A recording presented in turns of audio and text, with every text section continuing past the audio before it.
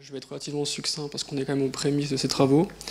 Tout d'abord, vis-à-vis de la procédure d'instruction de ces dossiers. Donc aujourd'hui, on a une procédure qui est spécifique à la réutilisation des eaux usées traitées. L'idée, c'est de se rattacher à une procédure existante, du coup, qui est la procédure dite IOTA.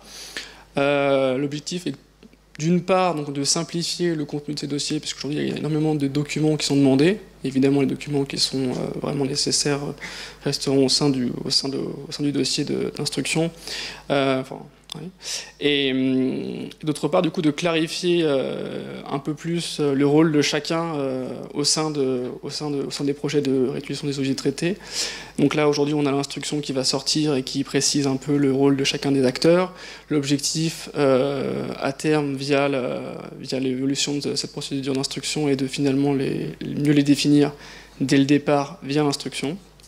Donc voilà, on est en train d'essayer de réfléchir à la possibilité de créer des rubriques IOTA, suivant tel et tel type d'acteur.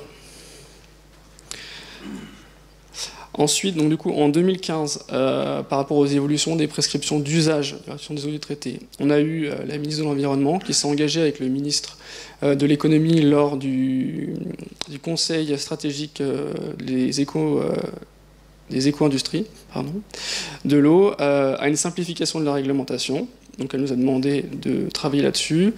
Parallèlement, l'Union des industriels de l'eau est venue proposer un arrêté alternatif au ministère, proposant notamment une qualité A+, permettant donc un peu plus d'usage qu'aujourd'hui.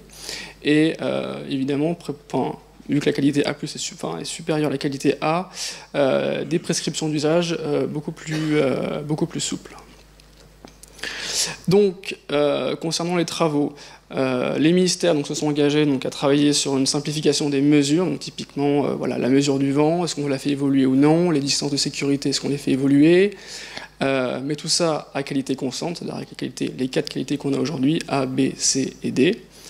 Parallèlement, on sera fait donc, du coup, une saisine de l'ANSES par l'Union des industriels de l'eau sur la possibilité de mettre en place une nouvelle qualité A+, de même que de travailler donc, avec des nouveaux paramètres de suivi de la qualité et des modalités de suivi de cette qualité.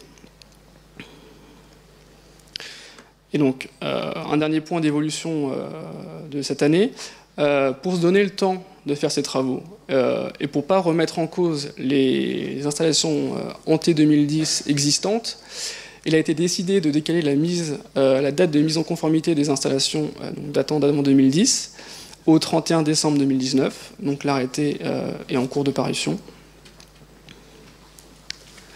Concernant les travaux européens en cours, donc brièvement, la Commission européenne est en train de finaliser un guide qui a pour objectif de promouvoir la réutilisation des eaux usées traitées comme un des outils de la gestion et de la planification de la ressource en eau au sein des bassins. Donc il devrait paraître cette année. Et de même, elle souhaite aussi mettre en place des normes de qualité minimales contraignantes concernant la réduction des eaux traitées pour l'irrigation de culture et la recharge de nappes.